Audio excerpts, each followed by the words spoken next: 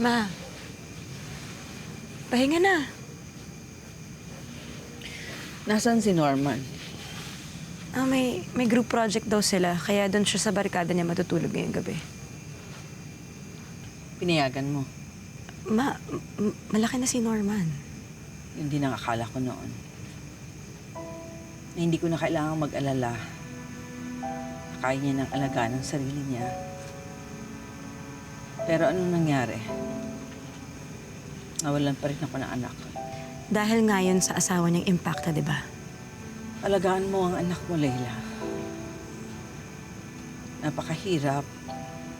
Napakasakit mawalan ng anak.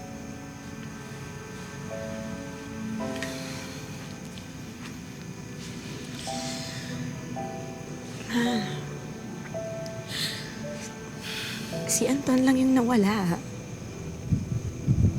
Nandito pa rin ako.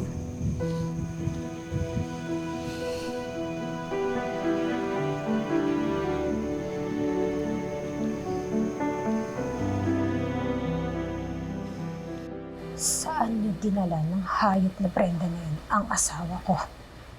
Ikaw ang walang hiya. At ang kapal ng mukha mo na pagbintangan ako.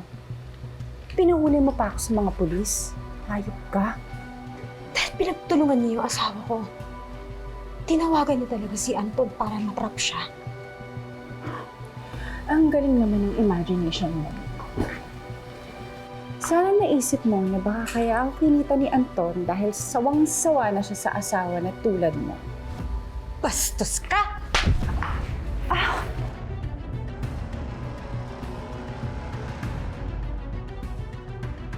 Sir, ano? Hindi ba natin sila pipigilan? Hayaan nyo lang sila. Baka may makuha tayong bagong impormasyon dahil sa bugso ng damdamin nila.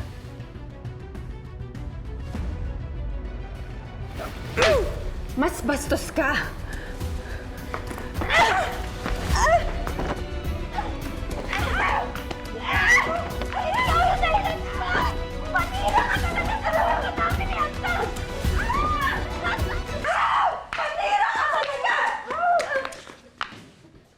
Sige na.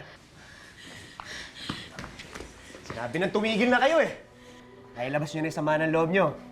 Ngayon, tumigil na kayo dahil parehas ko kayong aarestuhin. Ano ba talaga nalaman niyo tungkol sa kanya, ha? Bakit sila magkasama ni Anton yun? Bakit siya pinuntahan ni Anton? Nagkita sila ni Anton para magtulungang hanapin si Brendan. Kaya ang binibintang mo na magkasabot kami ni Brendan, mali ka. Paano nangyari? Niloko ko ni Brendan, okay?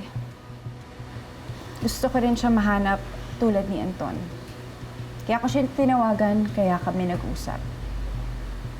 Oh, ano? Satisfied? Naniniwalaan niyo talaga yung sinasabi ng babaeng to? Mrs. Rosales, wala tayong sapat na ebidensya sa kanya. So, paano? Pwede na ba ako umalis? Senior Agent Enriquez?